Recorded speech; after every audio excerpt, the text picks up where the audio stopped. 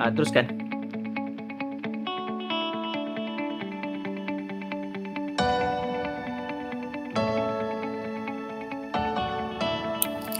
Hari ini kami akan membentangkan topik 5.3 yaitu daya tahan kardiovaskular.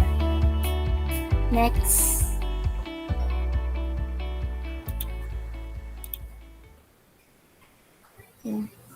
Daya tahan kardiovaskular ini bermaksud keupayaan jantung atau sistem kardiorespiratory untuk mengepam darah beroksigen secara efisien ke seluruh badan. Jantung yang efisien ini membolehkan individu melakukan suatu aktiviti secara berterusan dalam jangka masa yang panjang tanpa berasa penat. Individu yang mempunyai darah beroksigen yang tinggi mampu melakukan suatu aktiviti dengan lebih lama berbanding dengan individu yang mempunyai darah beroksigen yang rendah. Next. Terus sini kepentingan dia. Antaranya adalah mengelakkan penyakit kardiovaskular seperti penyakit jantung dan berhubung kait dengan kerusakan salur darah seperti diabetes, tekanan darah tinggi, kolesterol tinggi, dan stroke. Seterusnya mengelakkan kecederaan otot dan sendi, mengawal berat badan, mengurangkan stres atau tekanan, menjadikan kita lebih cergas dan bertenaga, dan akhirnya membolehkan individu melakukan suatu aktiviti dengan lebih lama.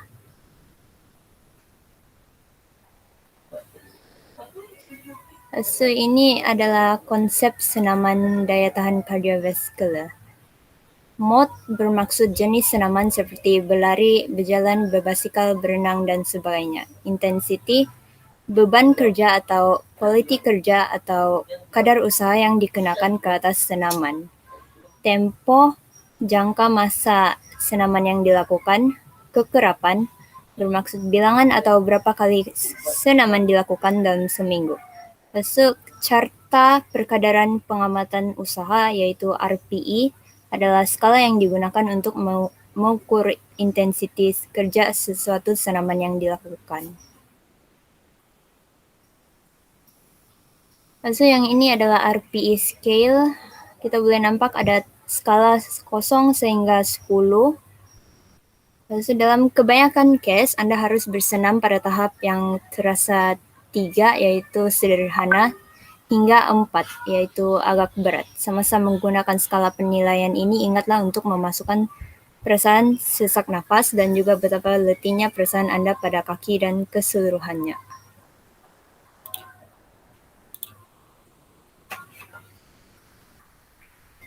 Nah, ini.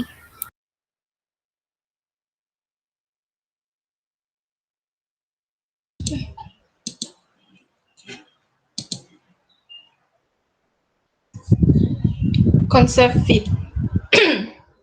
Frekuensi F, kekerapan bilangan atau beberapa kali senaman dilakukan dalam seminggu.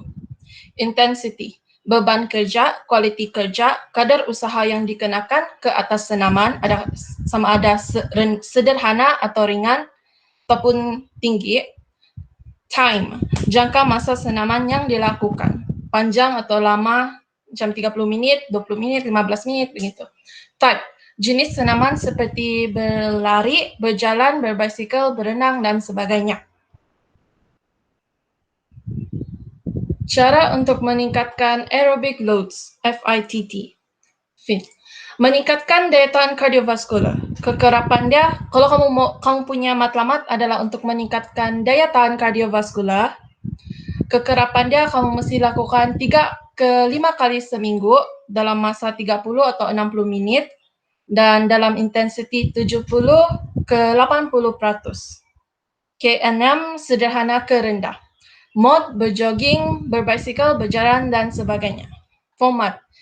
Contoh macam format cara kamu lakukanlah. Memanaskan badan selama 5 minit, regangan, lakukan aktiviti, lepas tu menyejukkan badan.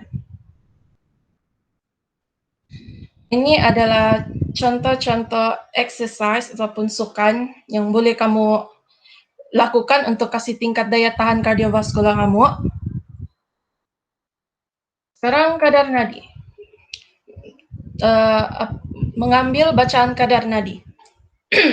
KNR semasa rehat, KNL semasa latihan. Cara kamu kira kadar nadi kamu. Guna jari telunjuk dan tengah dan tekapkan sama ada pada arteri carotid A ataupun arteri radial B. Kira denyutan mula dari 0 dalam tempo 6 saat dan darabkan jumlah denyutan dengan 10. Itu cara mengkira kadar nadi. Terus kadar nadi latihan. Macam inilah cara kamu mau kira. Setelah mendapat KNR, boleh ditentukan pula dengan kadar nadi KNL. Contoh KNM, kalau mau ambil umur begitu, kamu kira macam inilah.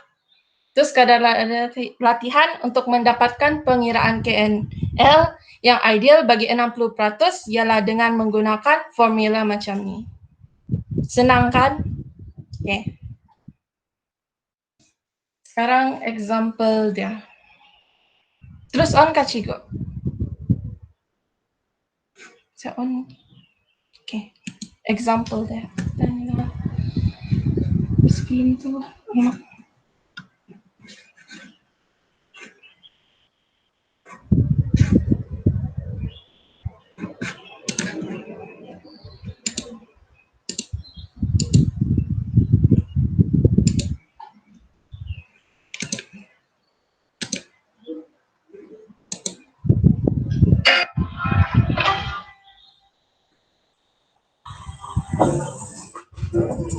Boleh dengar suara dia kah? Tidak dapat. Untuk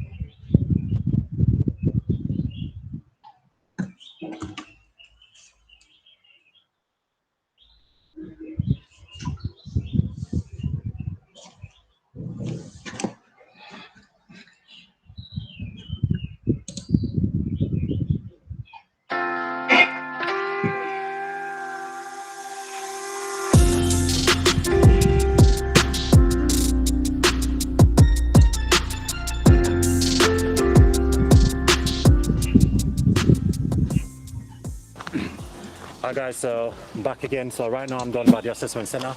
So what I'm trying to focus on is basically the bleep test. So I've received loads of emails regarding the bleep test, loads of people concerned about it. So I'm here with one of the PTIs here at the assessment center. So he's going to explain more in detail what's it like, and then hopefully this can relieve ease and tension and the anxiety as well. So I'll put you on to Colin and he can explain more in detail. I'm Colin, I'm one of the PTIs here at the Assessment Centre in Pirbright, and my job is to make sure that when the candidates arrive here, they feel comfortable in achieving their goals in the RFTs, which involves the upper body stuff, which is the mid-thigh pull and the medicine ball throw, and also the bleep test. And the bleep test being the most demanding one out of the three, which is what everyone worries about. We make them feel comfortable so they know what levels they have to go to, what pace they have to go to.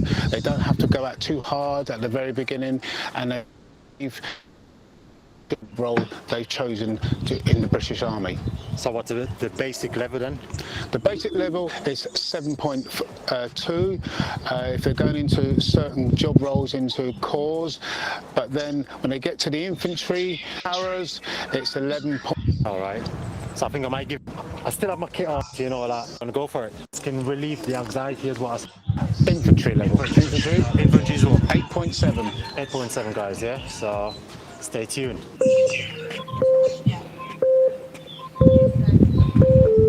Okay, so this pace is nice and steady,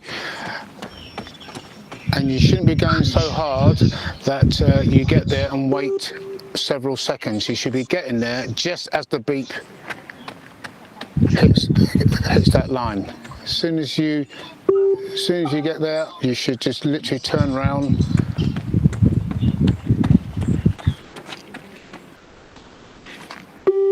Nice and steady.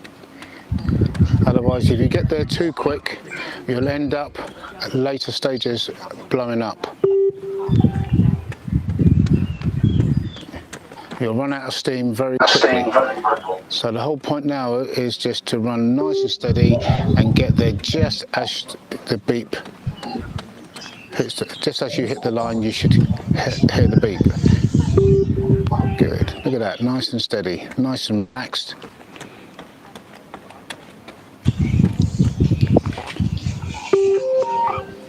Start of level 2. In level 2, there isn't much increase in speed on level 2. It's pretty much the same as level 1. So you shouldn't really notice any difference at all in terms of speed.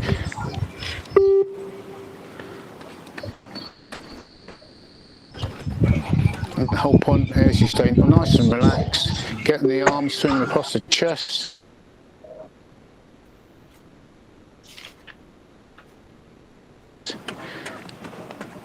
Nice and steady. Okey, cukup sampai itu. Look at that, nice and easy.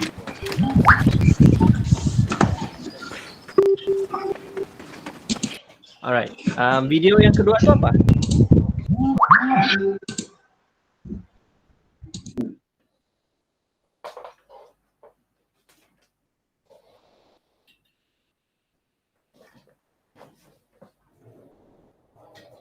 Okey,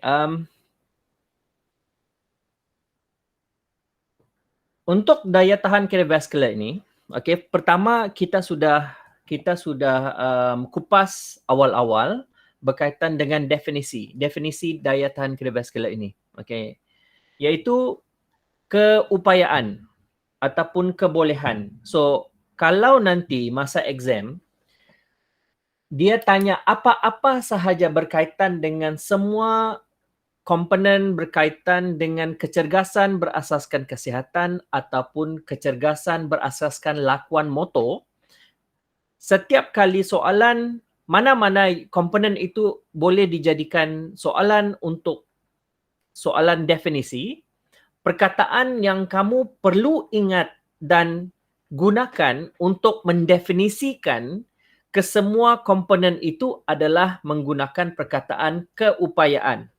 Okey, ingat saja.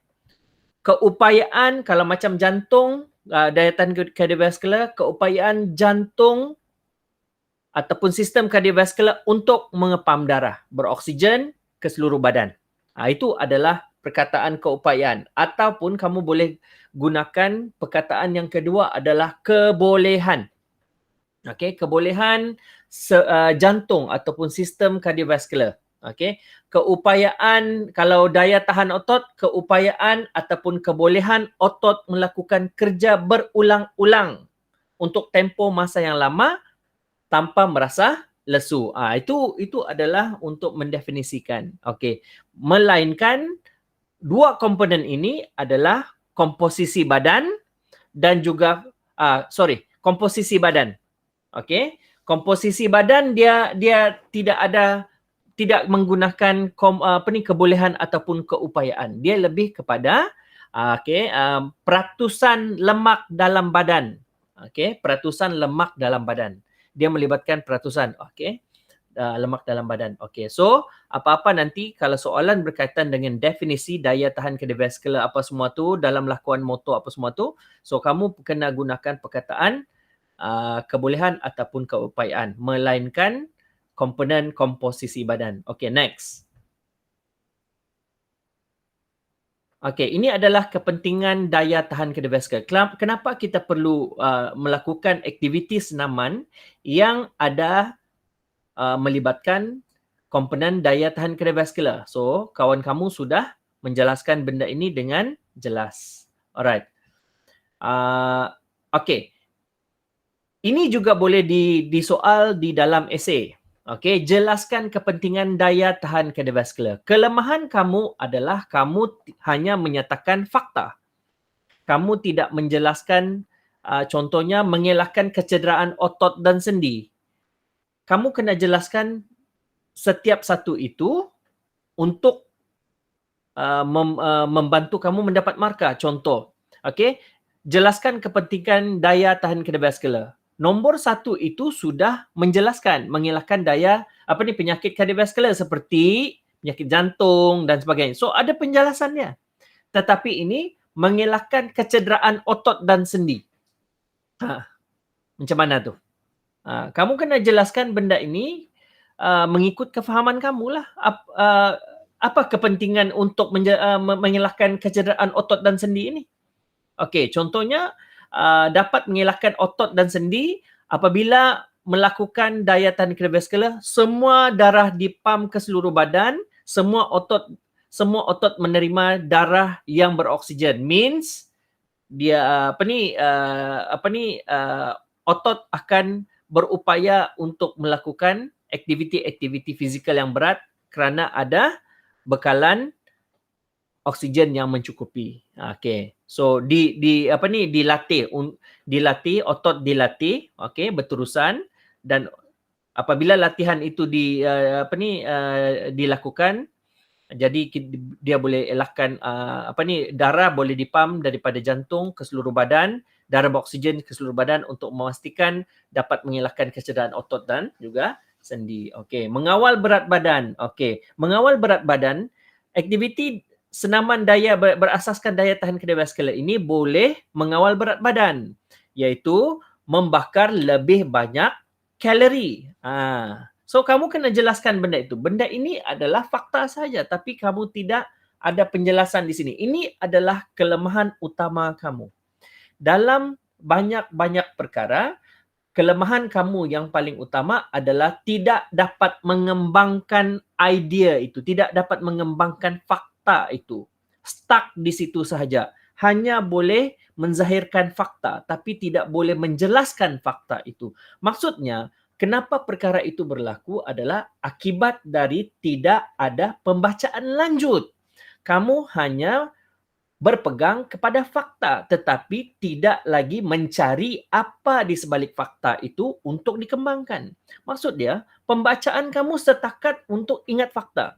Ini bukan form 5, ini bukan form 4, hanya untuk mengingat fakta. Ini form 6, perlu kembangkan. Okay, next. Alright, ini adalah konsep daya tahan kardiovaskular yang perlu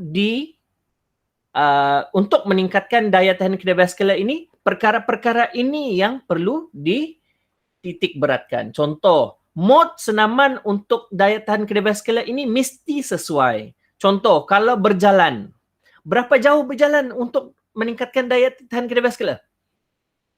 Cuba bagi tahu saya. Berapa jauh berjalan ini? Kamu kena letakkan kuantiti di situ supaya menjelaskan bahawa berjalan itu boleh meningkatkan daya tahan kardiovaskular. Berapa jauh berjalan? Berapa jauh berlari? Seperti berlari. Berlari berapa jauh? Persoalan dia. Berapa jauh? Guys. Berapa jauh? 2 kilometer. 2 kilometer. 2. Apa lukis sangat ni? Jangan pakai 2. Terus up pergi 5 km ke atas bilang. Safe. Faham tak? Berlari berlari lebih daripada 5 km. Kita fahamlah 5 km itu jauh lah. Betul? Okay? So ingat apabila berlari, ambil dalam konteks jarak jauh. 2 km apa yang ada? Kita terus ambil, lantak terus 5 km. Okay? 5 km. Berlari sejauh 5 km. Okey, berjalan. Berapa jauh boleh berjalan?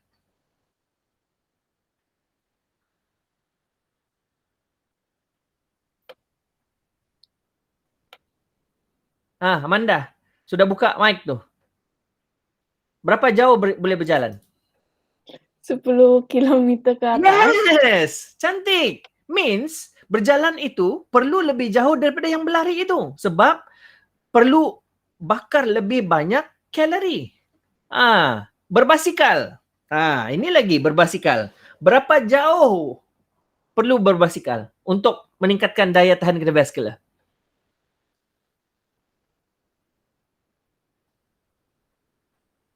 20. Hah? 20. 20. Alang-alang. Kasih 30. 30 kilometer. So, berbasikal 30 kilometer itu maksudnya lebih mudah berbasikal, lebih jauh berbasikal itu boleh pergi berbanding dengan berlari ataupun berjalan. Yang berbeza dengan berlari dengan berjalan ini, berlari kenapa 5 kilometer? Sebab dia menggunakan banyak tenaga. Berlari kan? Tetapi berjalan, dia kurang menggunakan tenaga seperti berlari, tetapi dia perlu satu jarak yang jauh untuk memastikan banyak kalori yang dia boleh burn ataupun yang boleh meningkatkan daya tahan kardiovaskular ini. Berbasikal lebih mudah daripada berlari sebab dia ada sistem. Sebab itulah dia perlu jarak yang lebih jauh untuk memastikan dia memperoleh kesan senaman untuk meningkatkan daya tahan kardiovaskular. Okey, berenang. Berapa lap berenang ni? 5 lap. 5 lap. 5 lap berapa jarak dia tu? 100 meters. Pandai kau lah 100 meters. Kolam mana ada 100 meters? 50. 50. Ingat, standard international. Inilah nampaknya, inilah yang jelas yang kamu ini tidak ada pengetahuan lain. Kamu kurang membaca. Okay? International size, Olympic size untuk pool, swimming pool adalah 50 meter. 50 meter lah itu yang diorang buat. Ni. Okay, itu antaranya lah 50 meter. Alright. Okay. So, 50 meter untuk berenang. Okay, tempoh jangka masa yang panjang ataupun lama, berapa? Berapa lama?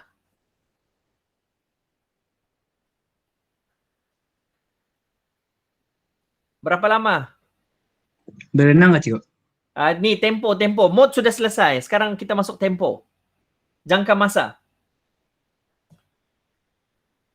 Time. Berapa lama perlu yang sesuai untuk daya tahan kardiovaskular? Benda ini sudah kamu buat tugasan kemarin. 30 hingga Pandai pun. Ingat untuk daya tahan kardiovaskular tidak boleh kurang daripada 30 minit. Okey, tidak boleh kurang dalam 30 minit.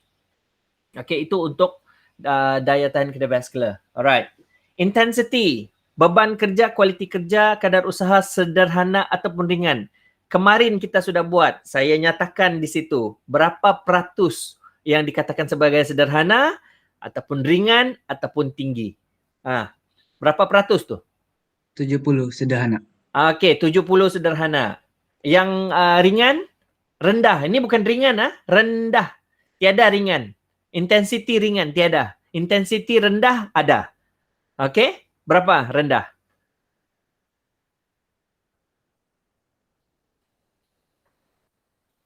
Berapa rendah? Jawapan yang paling selamat. Bawah 60. Di bawah 60 ataupun di bawah 50%. Okey? Kalau tinggi, 90% ke atas. Okey. Alright.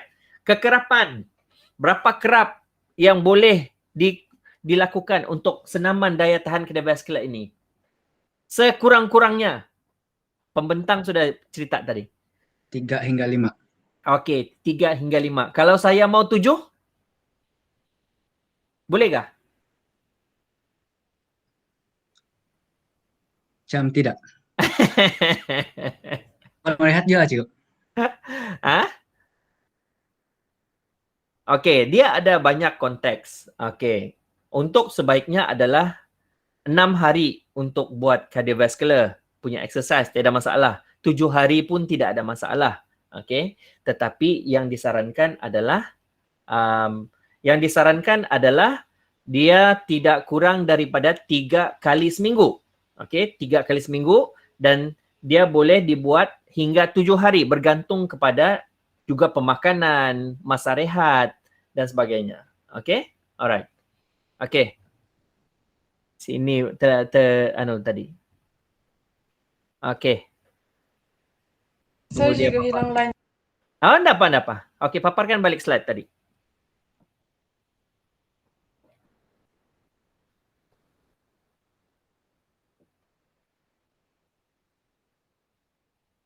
Okey, next.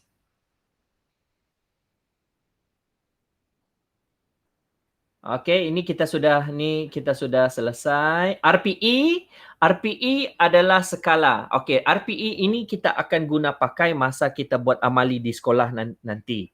Okey, maksudnya di sinilah yang akan ambil kamu punya maklumat berkaitan dengan skala mana kesukaran yang kamu lalui untuk melakukan aktiviti senaman yang berasaskan daya tahan kardiovaskular.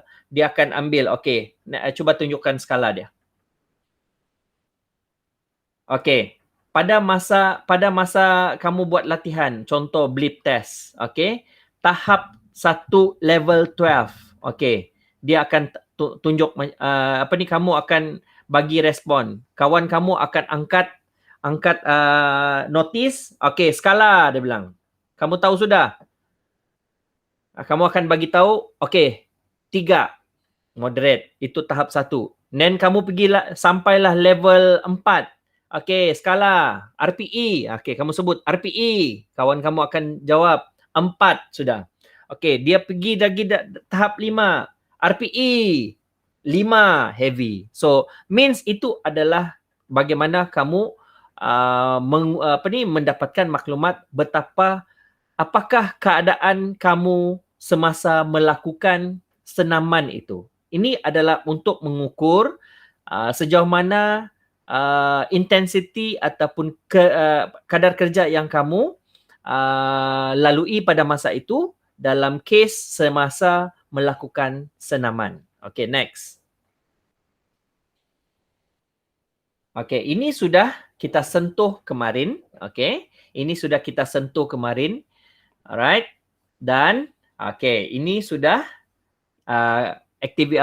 kita sudah sentuh kemarin punya tugasan keseluruhan. Maksud dia, apa yang kamu buat kemarin itu akan berkait rapat dengan topik-topik yang akan datang. Macam hari ini kita sudah kaitkan dengan daya tahan kardiovaskular. So kita faham. Okay, konsep fitnya berapa? Okay. Frekuensinya 3 hingga 5, temponya 30 hingga 60, intensitinya 70 hingga 80, berbasikal. Cuma mod ini jangan guna mod, nanti kamu keliru. Kamu guna jenis senaman, type, FITT. F frekuensi, intensity, time and type. Jenis. Nanti kamu jangan keliru Okey, kamu kena nyatakan di situ macam yang saya cakap, berjoging itu berapa jauh. Okey, berjoging itu berapa jauh ataupun berapa lama. Berbasikal itu berapa jauh. Berjalan itu berapa jauh. Mesti ada kuantiti untuk menunjukkan bahawa dia adalah aktiviti senaman yang berasaskan daya tahan kardiovaskular. So, kamu kena clear itu. Okey, next.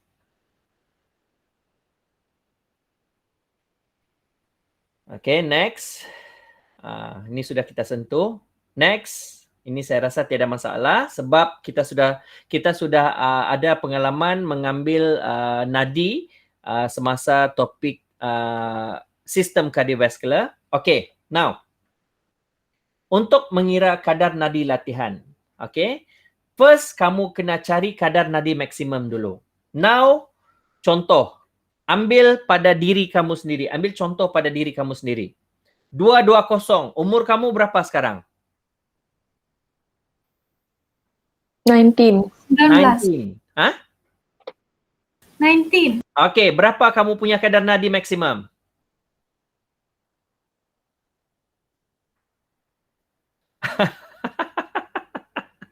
Luculah kamu ni. 220 tolak 19 pun tak boleh buat. Berapa? 201. Aduh, Ina. Matematik. Hai. Okey, itu adalah kamu punya kadar nadi maksimum. Maksudnya, pada umur kamu sekarang, apabila bersenam, apabila berlatih, kamu punya keupayaan sepatutnya boleh mencapai kadar nadi maksimum 201. Itu maksudnya kadar nadi maksimum. Berasaskan umur. Okey, berasaskan umur. Okey, settle kadar nadi maksimum. Itu adalah maksimum kadar nadi yang kamu boleh capai. Okey, pada peringkat umur kamu sekarang. Okey, kadar nadi rehat bila dia perlu diambil adalah ia adalah diambil sebaik sahaja kamu bangun daripada tidur. Bukannya sekarang ini. Okey, bukannya sekarang ini. Alright. Contoh, ini adalah salah satu cara untuk mengira kadar nadi rehat, iaitu 12 denyutan dalam tempoh berapa denyutan dalam tempoh 10 saat darab dengan 6. Okey, now kamu ambil nadi kamu di pergelangan tangan, okey. Alright. Ataupun kamu ambil di arteri karotit kamu. Okey. Cuba ambil untuk tempoh 10 saat. Now.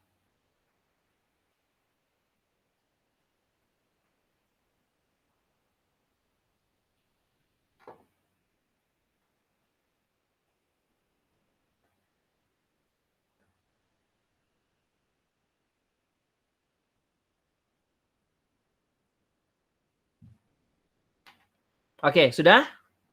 Alright. Derek dapat berapa, Derek? 25. 25. Vera? 20. 20. Winnie?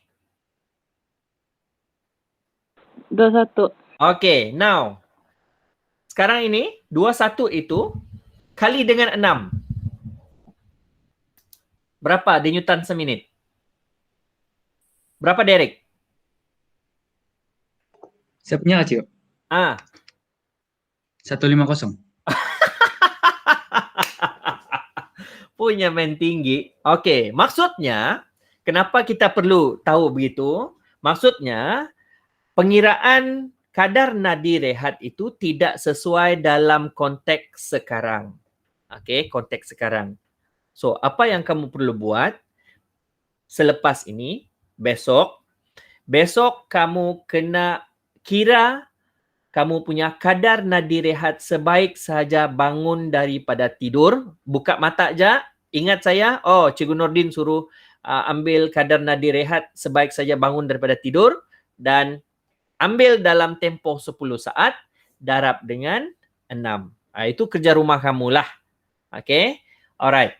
Contohlah, kadar nadi rehat adalah 12. Okay, contoh 12 lah. Ini orang fit ni. Minta puji ni orang fit. Okey. Itu adalah kadar nadi rehat. Kadar nadi latihan pula adalah, alright, kadar nadi latihan di mana KNM, kadar nadi maksimum, tolak dengan kadar nadi rehat. Okey.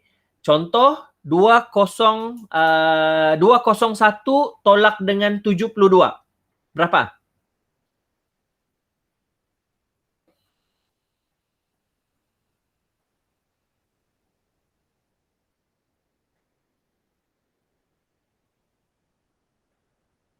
Satu 29.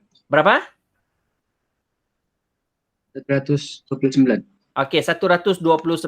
Okey, now kita sudah dapat kadar nadi latihan.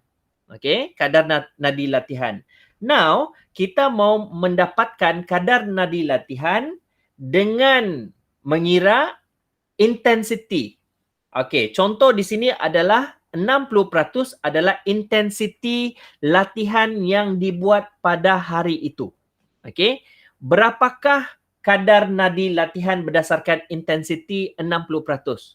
Now, ikut formula itu. Sekarang, kira.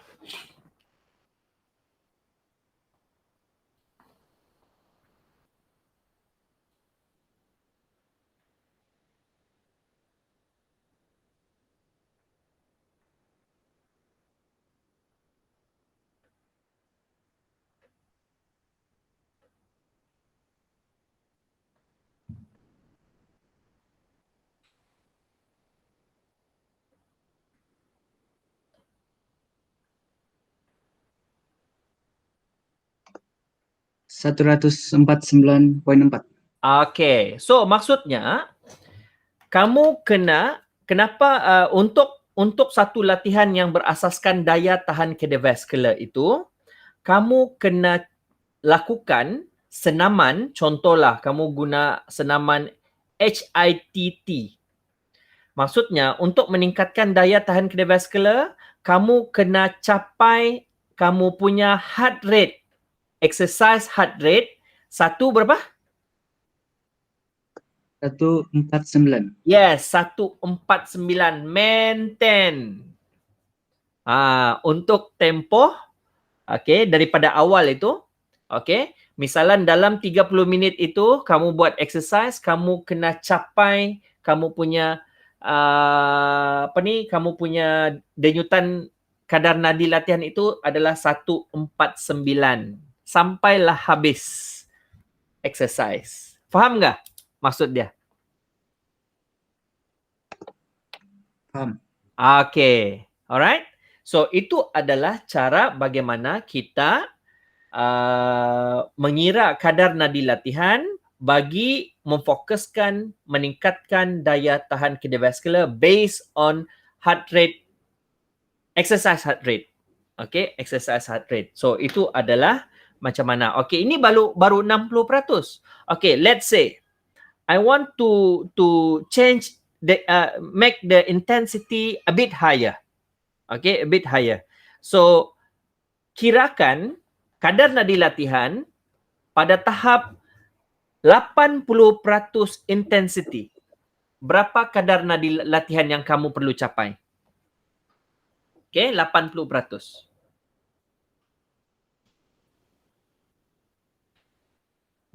175. 175.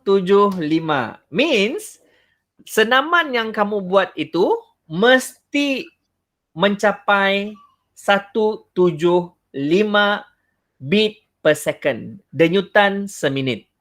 Selagi tidak sampai, selagi itulah indikator untuk meningkatkan daya tahan kardiovaskular itu tidak tercapai. KPI itu tidak tercapai.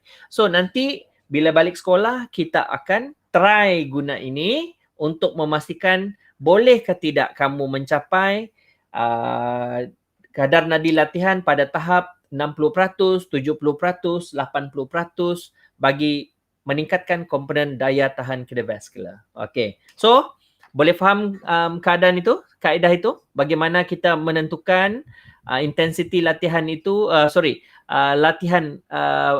latihan itu berdasarkan kadar nadi exercise. Okay, boleh faham ya? Nanti kita akan buat. So, pastikan part ini kamu kena hafal dan mahir betul-betul. Dia tidak susah. Okay, dia tidak susah. Cuma yang menghalang kamu nanti adalah kamu tidak ingat formula yang kadar nadi latihan itu. Terutama sekali yang kurungan KNM tolak KNR darab dengan 0.6 plus KNR. Itu yang masalahnya nanti. Kamu kena ingat sebab ini adalah soalan wajib. Ingat sekali lagi ini adalah soalan wajib untuk peperiksaan semester ini. Semester 2 tidak pernah miss untuk calculation ini. Okay? So kamu kena betul-betul ingat benda ini. So kita akan buat latihan demi latihan nanti ya. Alright. Apa? Next? Ada lagi? Okay, that's it. Alright. So that's it untuk kelas kita hari ini. Okay, thank you very much. Alright. Good job. Okay, so ada beberapa orang yang tidak dapat hadir hari ini. Ada juga yang tidak nanti kita akan cuba share lah video inilah. So ada apa-apa lagi soalan? Thank you very much ini dan juga Daphne atas pembentangan yang cukup ringkas dan baik. Cuma ada sedikit tambah-tambah lah, terutama sekali berapa jauh, berapa jarak, berapa lama untuk satu-satu aktiviti atau